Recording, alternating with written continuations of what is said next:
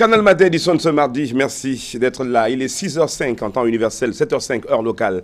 On est ensemble jusqu'à presque 9h heure locale, heure à laquelle on se dira au revoir. Aux environs de 9h par là, on sera parti. Canal Matin, la deuxième partie, évidemment, on aura notre très cher Alex Lembepo, les sports, on le souhaite en tout cas, parce qu'il y a beaucoup d'informations sportives à vous faire passer. Et là, sur le plateau de Canal Matin, je vous le disais, on reçoit le professeur c'est Bruno Eto, qui est, il faut vous le rappeler, professeur en sciences du médicament à la faculté de médecine Xavier Bichat. Il est sur le plateau de Canal Matin. Bonjour, professeur. Bonjour. Merci de nous retrouver. Alors, on a bien voulu vous inviter parce que vous êtes Camerounais, vous vivez pas ici, non? Je suis Camerounais d'origine, oui. Et je vis en France depuis plus de 25 ans.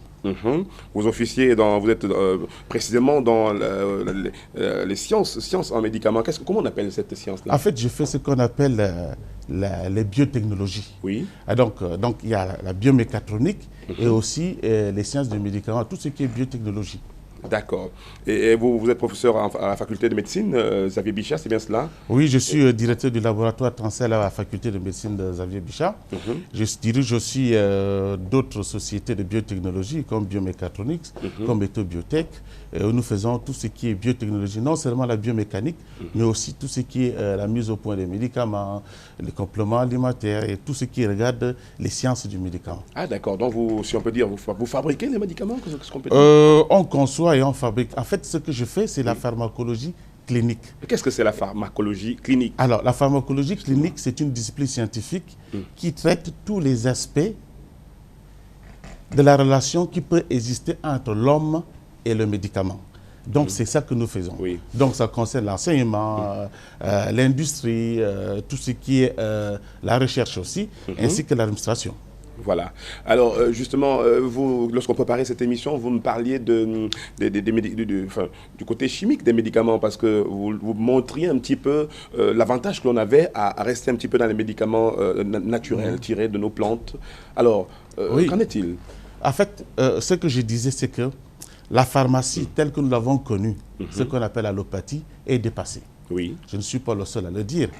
Même le professeur Montaigne l'a dit, en disant qu'il nous reste encore deux niveaux de recherche. Soit on va directement à ce qu'on appelle les médicaments biologiques, soit alors on rentre à ce qu'on appelle les phytomédicaments. Ça veut dire que les médicaments extraits à partir de plantes et de champignons. Parce que ces médicaments, on a montré que c'était aussi efficace, parfois plus efficace que les médicaments chimiques, mais avec des conséquences secondaires, ce qu'on appelle les effets néfastes un peu moins. Est-ce que les uns et les autres ont véritablement confiance à cette médecine? De toute façon, on n'a pas le choix. L'Afrique n'a pas le choix. C'est le chemin que nous devons emprunter.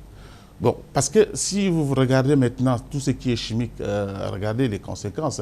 Je ne veux pas parler de Mediator et ainsi des autres produits, mais vous regardez qu'ils sont mis maintenant sur ce qu'on appelle les médicaments biologiques. Et les médicaments biologiques, ce sont les médicaments qui sont fabriqués soit à partir des êtres vivants, des cellules en culture, des animaux transformés, génétiquement transformés. Et l'Afrique n'a pas de moyen d'aller à ce deuxième niveau de mise au point des médicaments. Alors, il nous reste quoi? Il nous reste à développer les médicaments, ce qu'on appelle les biophytomédicaments, les médicaments issus de la pharmacopée africaine, mais transformés d'une façon moderne pour que nous ayons des médicaments efficaces pour nos populations. Est-ce qu'il y a déjà justement des médicaments comme ça qui ont été transformés, puisque vous êtes expert en sciences du médicament? Est-ce qu'il y a des choses qui ont été faites dans ce sens déjà, concrètement? Mais regardez, plus de 70% des médicaments qui sont vendus proviennent des plantes. Mais ces médicaments sont transformés ensuite.